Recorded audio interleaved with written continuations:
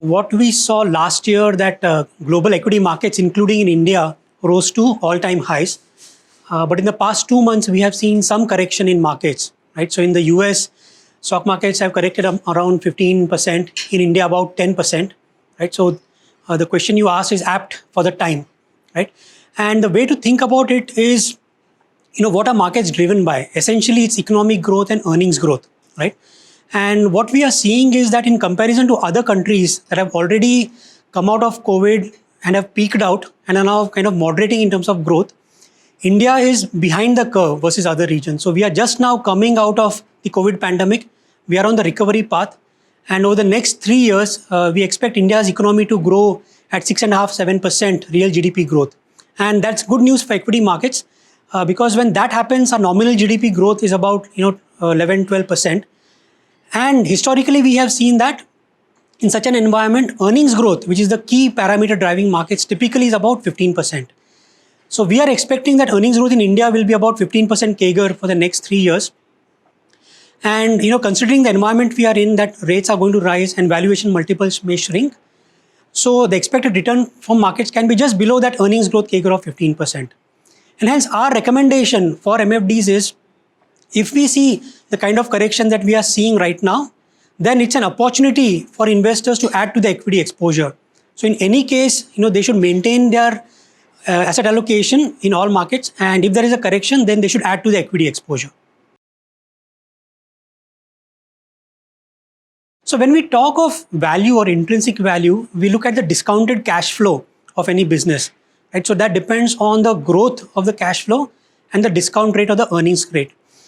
So that's a theoretical concept. So in practice, we typically use some shortcuts. Like, we use, for example, a price to earnings multiple. And there, if we see the important parameters, one is the earnings growth, right? That's the key driver. And then for the price, the drivers are the liquidity, interest rates, and the sentiment and flows, right?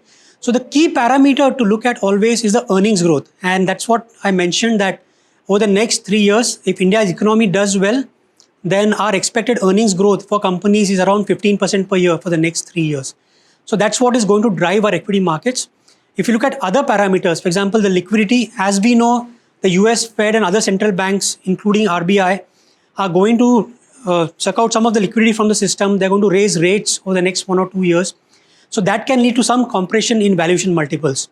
And also that can cause, some outflows as far as the FIIs are concerned. But we are seeing that domestic flows are very strong, so that can support the markets. So overall, earnings growth is expected to be very strong, about 15% a year for the next 3 years. Valuation multiples can shrink, and hence we can expect a return just below 15% over the next 3 years. So we are seeing that, we are living in very volatile times now. Even on a daily basis, the markets are swinging by 2.5-3%. So volatility is very high, right? So in such an environment, it's good to invest in funds that have flexibility to move across market caps and across sectors. And hence diversified category like, flexi cap fund, large and mid cap fund, multi cap fund should have the lion's share of the portfolio. So there the fund managers have the flexibility to move across large cap, mid caps and small cap, or to do some sector rotation within the portfolio. And that's a great advantage for these funds. So, we would recommend around 40% of the equity portion can be in these diversified funds.